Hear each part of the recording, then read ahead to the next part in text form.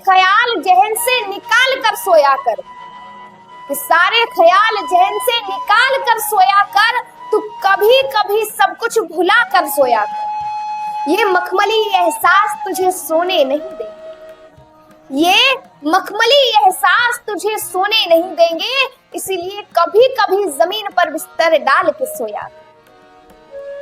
अरे क्या पाया तुमने और क्या खोज रहे हो तुम, ये सवाल करो खुद से कि आज तक क्या पाया तुमने और क्या खोज रहे हो तुम। ये सब कुछ अपने भगवान को बता कर सोया कर।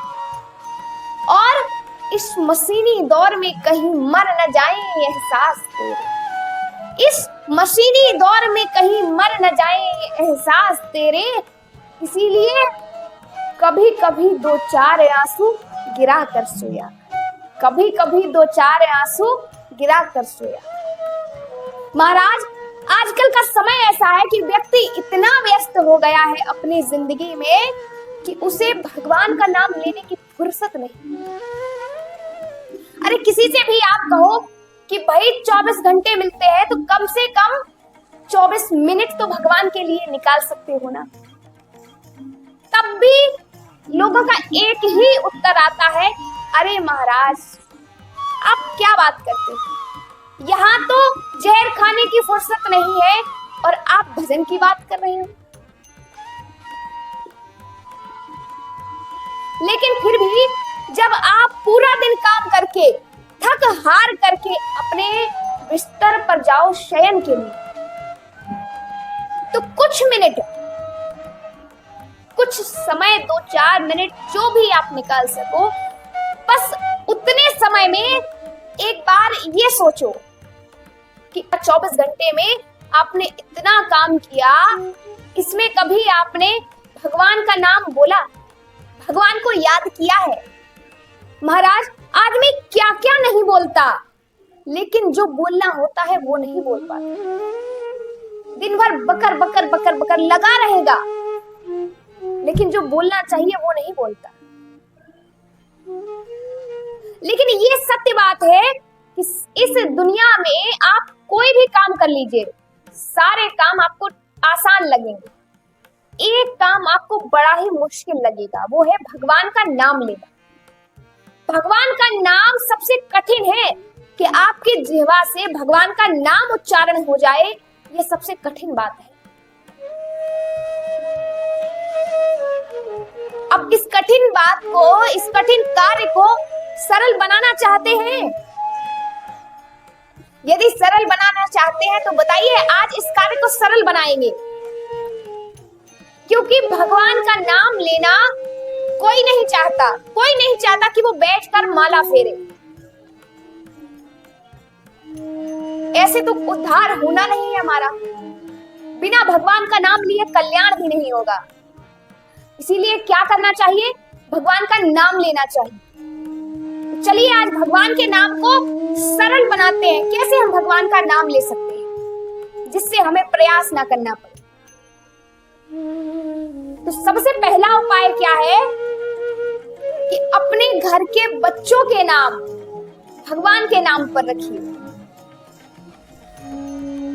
जब आप भगवान के नाम पर अपने बच्चों के नाम रखेंगे तो घर वाले और जो माता है ना, वो तो दिन भर में अपने बालक को 100 बार ही पुकार लेते, तो 100 बार बालक को पुकारते समय भगवान का नाम उच्चारण हो जाएगा, अनायास ही, आपको प्रयास नहीं करना पड़ेगा। इसीलिए भगवान के नाम पर बच्चों के नाम रखें। अच्छा, एक बात और है, आप लोग भगवान के नाम पर बच्चों के नाम तो रख देते हैं, लेकिन पुकार का नाम कुछ और रख लेते हैं। भैया नाम तो आपने रख दिए बड़े अच्छे कि जगन्नाथ, और बालक को पुकारने के लिए क्या बोल दिया, जग्गू। अब बताइए जग्गू का कोई अर्थ है? कितना सुंदर नाम है जगन्नाथ, लेकिन आपको जगन्नाथ नाम लेने में कठिनाई हो रही, इसीलिए आपने सरल नाम सोच लिया, जग्गू। नाम रखा गया शालिग्राम और पुकारने लगे सल्लू सल्लू। अब बताइए, नाम रख दिया गंगाधर और पुकारने लगे गंगू। इसीलिए महाराज, आप भगवान के नाम पर नाम तो रखिए, लेकिन पुकारते समय भगवान का नाम ही लीजिए। भगवान के बहुत से छोटे छोटे नाम हैं जो आपको बड़े सरल लगते हैं, आप जल्दी से बोल लेते हैं, पुकार लेते हैं। राम जी, श्याम जी, शंभू जी, कितने सरल हैं, आपको कोई प्रयास नहीं करना पड़ा और आपके जिह्वा से भगवान का नाम उच्चारण हो गया। ये नहीं कि डब्बू, पप्पू, ये नाम क्या नाम है बताइए, कोई अर्थ थोड़ी है इन नामों का। तो पहला उपाय हो गया भगवान के नाम को सरल बनाने का। अपने बच्चों के नाम भगवान के नाम पर रखिए और भगवान के नाम से ही अपने बच्चों को पुकारिए। यह होता है बोलने का प्रभाव। फिर दूसरा उपाय है महाराज कि आंखों द्वारा भगवान का भजन है। समझते हैं कि नहीं? आंखों द्वारा आपकी आंखें भी भजन करती हैं भगवान का, आपके कान भी भजन करते हैं भगवान का। आंखें कैसे भजन करती है?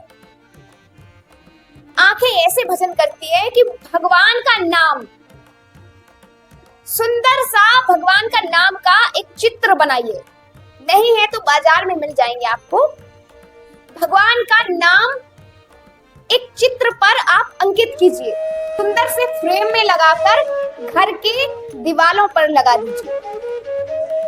यदि फ्रेम नहीं है तो चिपका सकते हैं, घर की दीवारों पर भगवान का नाम चिपका दीजिए। उससे होगा क्या कि जब भी आप दीवार की तरफ देखेंगे तो भगवान का नाम दिखाई देगा और आपकी जिह्वा बोले या ना बोले, लेकिन आपकी आंखें पढ़ लेंगी, मन में उच्चारण हो जाएगा भगवान के नाम का। यह होता है देखने का प्रभाव। आजकल क्या करते हैं लोग अपनी गाड़ियों पर, यदि गाड़ी वाहन है लोगों के पास, तो वो क्या करते हैं कि गाड़ियों के पीछे लिखवा देंगे टीटू दी गड्डी। अरे महाराज, यदि लिखवाना ही है तो भगवान का नाम लिखवाइए, जिससे जो भी व्यक्ति आपकी गाड़ी पर लिखे हुए भगवान के नाम को देखेगा तो उसकी आंखें पढ़ लेंगी, अनायास ही उसके मन में भी भगवान का नाम उच्चारण हो जाएगा। तो उसको जो पुण्य फल मिलेगा उसका दशांश यानी 10वां हिस्सा आपको बोनस के रूप में मिलेगा। इसीलिए अपनी गाड़ियों पर भगवान का नाम लिखवाइए। आपको कुछ नहीं करना पड़ेगा, केवल आपने लिखवा दिया और जिंदगी भर जो भी लोग देखेंगे उसका दशांश आपको बोनस के रूप में प्राप्त होता रहेगा। ये होता है देखने का प्रभाव। फिर आता है कानों के द्वारा भगवान का नाम जपना। समस्त इंद्रियों को आप भगवान के नाम जप में लगा सकते हो। कानों के द्वारा कैसे? अरे भैया, कानों के द्वारा ऐसे कि आजकल बड़ी सुविधा है, सबके घर में टीवी है, टीवी नहीं तो मोबाइल तो सबके घर में होंगे ही होंगे, और एक घर में तो 2-4 मोबाइल होते ही होते हैं, है कि नहीं? तो इसीलिए जब भी आप अपने घर का कोई भी कार्य करें तो मोबाइल में या टीवी में भगवान का नाम संकीर्तन लगा लीजिए, कोई सुंदर सुंदर भजन लगा लीजिए जो आपको पसंद हो, भगवान की सुंदर सुंदर कथाएं लगा लीजिए। तो आपके काम पर कोई प्रभाव नहीं पड़ेगा और आपके कानों के द्वारा अनायास ही भगवान का चिंतन चलता रहेगा। अपना काम करते जाइए और भगवान का नाम सुनते जाइए, आपको कुछ नहीं करना पड़ेगा। यह होता है सुनने का प्रभाव। फिर चौथा उपाय आता है, यहाँ वाल्मीकि जी कहते हैं, प्रभु प्रसाद सुचि सुभग सुवासा। जीवन में भगवत प्रसाद के सुगंध को लेने का स्वभाव बनाइए। यदि आपको मंदिर में कभी भगवान के प्रसादी स्वरूप में पुष्प या पुष्प माला मिले तो आप क्या करेंगे? सबसे पहले बताइए। आपको सबसे पहले करना चाहिए कि जो पुष्प या पुष्प माला मिले उसे सबसे पहले अपने माथे से लगाइए, फिर अपने नेत्रों से लगाइए और फिर उस माला की, उस पुष्प की सुगंधी लीजिए। पुष्प का सुगंध ही उसकी प्रसादी है। ये नहीं कि महाराज लोग क्या करते हैं, पुष्प माला मिली आज तुरंत गले में पहन के और बस ले सेल्फ और बस लिया तो किसी भी कोने में रख दिया या फेंक दिया। ऐसा मत कीजिए, अपराध बन जाएगा आपसे, आपको पाप लग जाएगा, क्योंकि वो भगवान का प्रसाद है। तो आप क्या कीजिए कि किसी नदी, तालाब या पोखर में उसे समाधिस्थ कर दीजिए। यदि इतना ना कर सको तो जल में प्रवाहित कर दीजिए। प्रभु प्रसाद सुचि सुभग सुवासा, सादर जासु लहई नित नासा।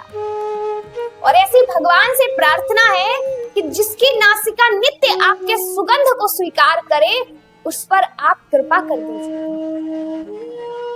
फिर आता है 5वां उपाय, तुम ही निवेदित भोजन करहि। अर्थात भगवान को निवेदित करके ही आप भोजन पाइए। इससे आपका मन, आपकी बुद्धि शुद्ध रहे। ये नहीं हो कि आप खाएं बढ़िया बढ़िया सब्जी, पूरी, मालपुआ, रबड़ी, रसमलाई और भगवान खाएं इलायची दाना और मिश्री की कटिंग। ऐसा ना करिए। फिर आप कहेंगे कि महाराज भगवान की कृपा नहीं हो रही है। महाराज जी हम तो बहुत प्रयास करते हैं, भगवान को याद भी करते हैं, लेकिन भगवान कृपा नहीं कर रहे। तो सोच लीजिए इस जन्म में तो आप पे कृपा होने से रही। अरे जब घर में भोजन बने तो बढ़िया भाव बनाइए कि हमारे ठाकुर जी पाएंगे। सुंदर थाली में भोजन सजाइए। आपके घर में जो भी बना हो, बस भगवान को पाने के योग्य होना चाहिए। ये नहीं कि अपनी रुचि के अनुसार कुछ भी अनाप शनाप बना लिया, अब कहें कि हम तो भगवान को यही भोग लगाएंगे। ऐसा नहीं, भगवान के रुचि के अनुसार भोग बनाइए। सब्जी, पूरी, रोटी जो भी बने, रायता या खीर यदि बना सकते हैं तो रायता बना लीजिए, नहीं है तो थोड़ी सी खीर बना लीजिए। थोड़ा सा अचार, पापड़, राम रस यानी नमक कम लगेगा ना तो भगवान अपने आप मिला लेंगे, क्योंकि हम जब खिलाते हैं तो हमें तो पता नहीं है कि नमक उसमें कम है या ज्यादा है। भगवान अपने स्वाद अनुसार नमक मिला लेंगे। कुछ लोग तो कहते हैं कि महाराज भगवान खाते नहीं है, भगवान भोग कहाँ पाते। अरे भैया, खिलाना कौन चाहता है? हैं? कौन खिलाना चाहता है भगवान को? अरे भगवान आज भी भोग पाते हैं, आज भी भगवान भोजन करते हैं। यदि आपके हृदय में भाव है और आप सच्चे भाव से भगवान को पुकारेंगे तो आज भी भगवान आपके यहाँ भोजन पाने आते हैं।